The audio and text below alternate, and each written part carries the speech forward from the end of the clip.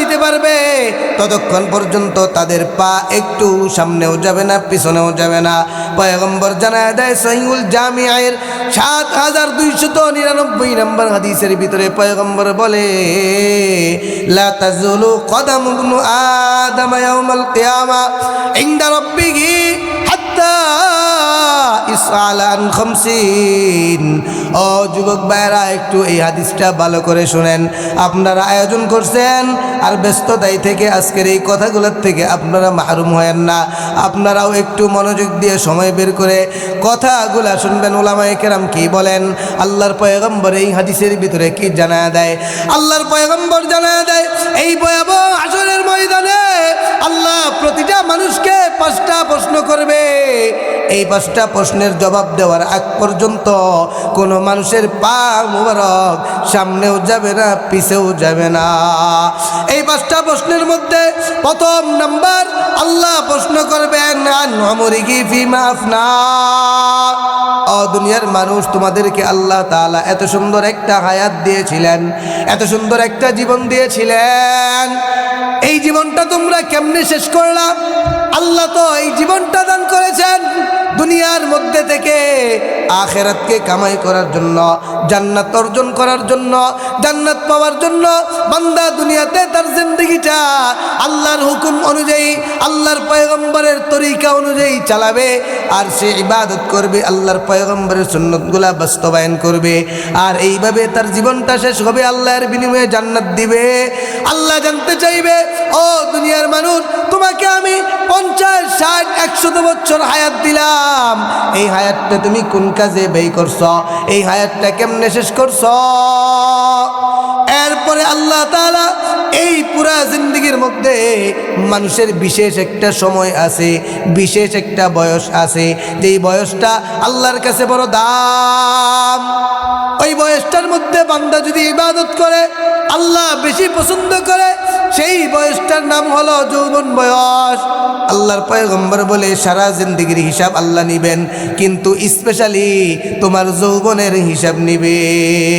ও আমার যুবক ভাইয়েরা, একটু কথাটা ভালো করে শুনেন। আল্লাহ তাআলা মানুষের পুরা জিন্দেগির হিসাব নিবেন, কিন্তু স্পেশালি তার যৌবন বয়সের হিসাব নিবেন। 2 নম্বর প্রশ্ন হবে যৌবন বয়স সম্পর্কে। পয়গম্বর বলেন ওয়ান শাবাবিহি ফিমা আবলা। ও যুবকের দল, আল্লাহ বলবে তোমাকে যৌবন বয়সটা দিয়েছিলাম, এই যৌবন বয়সটা তুমি কোন জায়গায় ব্যয় করেছো? তোমার যৌবনটা কি সঠিক জায়গায় ব্যবহার করেছো না বেঠিক জায়গায় ব্যবহার করেছো? তোমার যৌবনটা দিয়েছিলাম আমি আল্লাহকে চেনার জন্য, আমি আল্লাহর ইবাদত বেশি বেশি করার জন্য। তোমার যে যৌবনের শক্তি ছিল, এই যৌবনের শক্তি দিয়ে তুমি কি কাজ করেছো? মানুষের উপরে জুলুম করছো কিনা? তুমি আরামভাবে উপার্জন করছো কিনা? তোমার যৌবনটা একদম তুমি তোমার যৌবনটাকে অনর্থক জায়গায়, আল্লাহ তাআলা নিষিদ্ধ জায়গাগুলোতে ব্যবহার করছো কিনা? দুনিয়ার ভিতরে হারাম প্রেম ভালোবাসার মধ্যে ব্যয় করছো কিনা? না তুমি সঠিক জায়গায় ব্যবহার করছো? এই প্রশ্নটা আল্লাহ স্পেশালি যৌবন বয়সেরটা নিয়ে নিবেন, কারণ যৌবন বয়সের অবস্থাটা আল্লাহর কাছে বড় প্রিয়। যৌবন বয়সের একটা সেজদা আল্লাহর কাছে বড় প্রিয়। পয়গম্বর জানায় দেয় যে এই মানুষটা যৌবন বয়সে ইবাদত করে, আর এই ইবাদত করতে করতে যখন বার্ধক্যে পৌঁছে যায়, বার্ধক্যে যদি সেই ইবাদতটা সঠিকভাবে করতে নাও পারে, তাহলে পয়গম্বর বলে আল্লাহ তারপরেও তার আমলগুলা সঠিক হিসেবেই গ্রহণ করবে। সুবহানাল্লাহ। এটা হলো 2 নম্বর প্রশ্ন। 3 নম্বর প্রশ্ন পয়গম্বর জানায় দেয় ওয়ান মালিহি মিন আইনা ইকতাসাবাহু। আল্লাহ বলবেন, ও আব্দুল করিম, ও আব্দুল কুদ্দুস, তোমাকে যে দুনিয়াতে উপার্জন করার সুযোগ আমি আল্লাহ দিয়েছিলাম, তুমি কোন জায়গায় থেকে উপার্জন করছো? তোমার ধন সম্পদ এইগুলা তুমি সঠিকভাবে অর্থাৎ হালাল পন্থায় কি অর্জন করছো না হারাম পন্থায় অর্জন করছো? ও আব্দুল করিম, আজকে তুমি হিসাব দাও। দুনিয়ার মধ্যে আখিরাত বুইলা যায়া দুনিয়ার পিছনে ছুটছিলা। দুনিয়াতে কোটি টাকার মালিক হইতে হবে, দুনিয়াতে 1000 কোটি টাকার মালিক হইতে হবে, দুনিয়াতে বড় সম্পদের অধিকারী হইতে হবে। সেই সম্পদটা হালাল না হারাম কোন কোনো তোয়াক্কার দরকার নাই, আমাকে বড় ধনী হইতে হবে এই চিন্তাটা তোমার মাথায় ছিল। তুমি কেমনভাবে তোমার সম্পদগুলো অর্জন করছো আজকে আমি আল্লাহর সামনে হিসাব দিয়া যাও। সম্পদ তো অর্জন করছো, আবার অনেক সম্পদ অর্জন করার পরে আবার গুনাহের কাজে সেইগুলা ব্যবহার হয়। এই জন্য আল্লাহ তাআলা আরেকটা প্রশ্ন করবেন, ও আন মালিহি ফিমা আনফাকাহু। ও আব্দুল করিম, তোমাকে যে আমি আল্লাহ রিজিক দিয়েছিলাম, সম্পদ দিয়েছিলাম, অঢেল সম্পদের অধিকারী করেছিলাম, ওই সম্পদগুলা তুমি কেমনে খরচ করছিলা?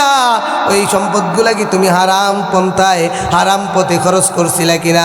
তুমি কি ওইগুলা ডিশ বিল দিয়ে খরচ করছো কিনা? তুমি ওইগুলা কি নাচ গানের মঞ্চে খরচ করছো কিনা? তা কি তুমি মাহফিলের জন্য খরচ করছো, না কি তুমি মসজিদের জন্য খরচ করছো, না তুমি মাদ্রাসার জন্য খরচ করছো, না তোমার বিবির জন্য খরচ করেছো, না তোমার মা বাবার জন্য খরচ করেছো? ও আব্দুল করিম, তোমাকে যে আমি আল্লাহ সম্পদ দিয়েছিলাম, এই সম্পদগুলো তুমি কোন জায়গায় ব্যবহার করছো, খরচ করেছো? আমি আল্লাহর সামনে আজকে হিসাব দিয়ে তারপরে আগাও। এই হিসাব দেওয়ার আগে আল্লাহ তাআলা তাকে এক কদম সামনে পিছনে যেতে দিবে না। 5 নাম্বার প্রশ্ন ছিল, অতি অল্প সময়, লম্বা চূড়া কথা কিন্তু সংক্ষিপ্ত বলতেছি। 5 নাম্বার প্রশ্ন হলো, ওয়ামাযা আমিলা ফিমা আলিমা। আল্লাহর পয়গম্বর বলে, ও দুনিয়ার মানুষ, তোমরা যতটুকু জানছিলা ওই সমস্ত জানার উপরে আমল করছিলা কিনা? তুমি জানো সুদ খাওয়া হারাম, এরপরেও খাইছো না ছাড়ছো? তুমি জানো ঘুষ খাওয়া হারাম, এই ইলম সবারই আছে, তুমি এই ঘুষ খাইছো না ছাড়ছো? তুমি জানো সন্তান, স্ত্রী, অধীনস্থ মহিলাদেরকে পর্দায় রাখতে হয়, তুমি কি পর্দায় রাখছো না বেপর্দায় ছেড়ে দিছো? তুমি জানছো মা বাবার খেদমত করা লাগে, মা বাবার খেদমত করছো না মা বাবার নাফরমানি করছো? তুমি জানছো নামাজ পড়া ফরজ, নামাজ পড়ছো না নামাজ ছাড়ছো? যাকাত দেওয়া ফরজ, এটা জানছিলা, যাকাত দিছো না নিজেই তার ব্যাংক ব্যালেন্সের ভিতরে জমা করে রাখছো? তুমি জানছো রোজা রাখা ফরজ, রোজা রাখছো না ছাড়ছো? তুমি জানো হজ করা ফরজ, হজ করছো না ছাড়ছো? আল্লাহ তাআলা ইলম সম্পর্কে জিজ্ঞাসা করবে। আল্লাহ তাআলার পয়গম্বর বলে, এই যে 5টা প্রশ্ন, পুরা জিন্দেগির প্রশ্ন, মাঝখানে তার যৌবনের প্রশ্ন, তার সম্পদ কিভাবে অর্জন করেছ, কিভাবে খরচ করেছ, আর যতটুকু তোমার জানা আছে সে অনুযায়ী কতটুকু আমল করেছ। পয়গম্বর বলে, এই 5টা প্রশ্নের জবাব দেওয়ার আগ পর্যন্ত কোনো বনি আদম সন্তানকে আল্লাহ তাআলা সামনে পিছনে সামান্য সরতে দিবে না। কোন দিন?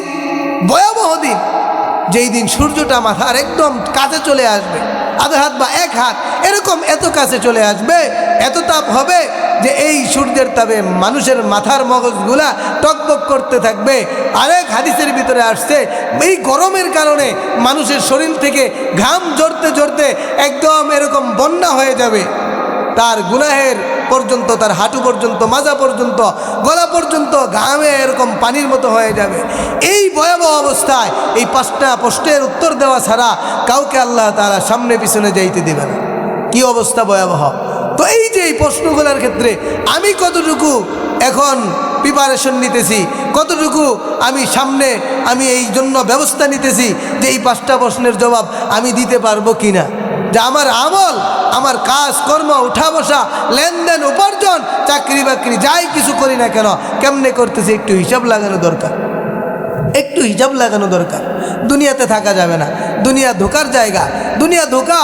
এই ধোকার কারণেই আমরা আখেরাতকে ভুলে গেছি। আল্লাহ তাআলা বলেন, তোমরা তো দুনিয়াকে প্রাধান্য দাও, আখেরাতকে ভুলে যায়।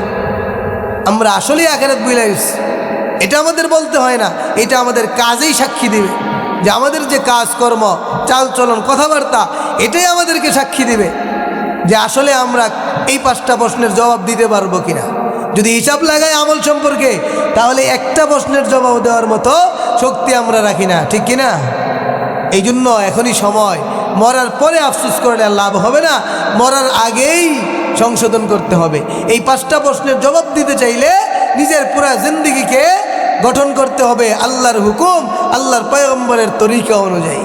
এই জন্য দিগর উত্তরপাড়া জামে মসজিদ ও যুব সমাজকে এরকম ধন্যবাদ জানানো দরকার যে তারা আমাদেরকে আখিরাতের কাজ করার একটা সুযোগ করে দিয়েছেন। এই জন্য আপনাদের মসজিদ হইতেছে, মসজিদের কাজগুলা নিজেদের দিল দিয়া অন্তর দিয়া মহব্বতের সাথে আঞ্জাম দেওয়া। মসজিদের সাথে যদি আমি সম্পর্ক রাখি, লম্বা বুখারীর এক রিওয়ায়াত আছে, সময় থাকলে বলা যাইতো। ওই রিওয়ায়াতের ভিতরে আল্লাহর পয়গম্বর বলেন যে আল্লাহ তাআলা ওই কিয়ামতের কঠিন ময়দানে, হাসরের ময়দানে 7 শ্রেণীর মানুষকে আরশের নিচে ছায়া দান করবে, যেই দিন আর কোনো ছায়া থাকবে না। তো ওই মধ্যে এক শ্রেণীর লোক হলো রাজুলুন কলবুহু মুআল্লাকুন ফিল মাসাজিদ, যেই সমস্ত মানুষের অন্তর মসজিদের সাথে লটকানো থাকবে, মানে মসজিদের সাথে বেশি মহব্বত থাকবে। এই জন্য মসজিদের সাথে মহব্বত লাগাই, 5 ওয়াক্ত নামাজ জামাতের সাথে পড়ার চেষ্টা করি। আল্লাহ তাআলা আমাদেরকে মসজিদের সাথে সম্পর্ক রেখে মৃত্যু পর্যন্ত যাওয়ার তৌফিক দান করেন। যুবকদেরকে আল্লাহ তাআলা ইসলামের জন্য কবুল করেন। সকলেই বলেন আমিন।